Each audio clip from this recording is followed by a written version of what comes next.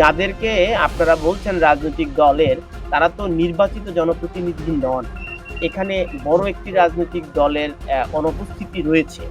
এটা আপনি যদি আওয়ামী লীগকে 10% ধরেন বা 20% ধরেন, 5% ও ধরেন, তাদের একেবারে এই জনপ্রিয়তার তলানিতে চলে গেছে। তারপরেও তো কিছু সংখ্যক মানুষ তো একটি রাজনৈতিক দলকে সমর্থন করে। তো সেই রাজনৈতিক দলটির অংশগ্রহণ নেই।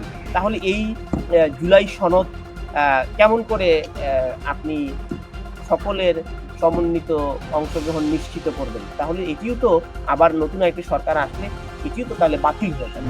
আপনি যে প্রস্তাব দিলেন এটা অনেকটা সুরের কাছে জিজ্ঞেস করে বিচারের সিদ্ধান্ত নেওয়ার মতো।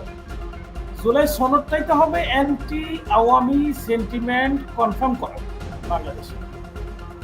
আওয়ামী লীগ যে অপরাধ করেছে এই অপরাধের বিচার হবে, এটাকে আওয়ামী লীগকে জিজ্ঞেস করে আপনি করবেন যে বিচার করা দরকার কিনা? আওয়ামী লীগ বাংলাদেশের রাজনীতির নামে যে অপরাধ যদি করেছে এই রাজনীতি বাংলাদেশে আর না হোক, এই সিদ্ধান্ত হবে আওয়ামী লীগ একটি রাজনৈতিক দল, অপরাধ তো করেছে ব্যক্তি, যেই ব্যক্তি অপরাধ করেছে সেই ব্যক্তিকে তো সাজা হবে। It was decided in their meetings, several meetings.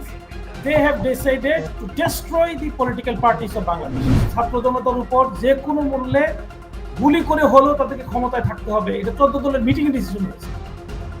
সেই মূল্যগুলো বলছেন জুলাই সনদে আওয়ামী লীগকে নিষিদ্ধ করার কোনো প্রস্তাবনা তো প্রধান উপদেষ্টার দপ্তরে নেই।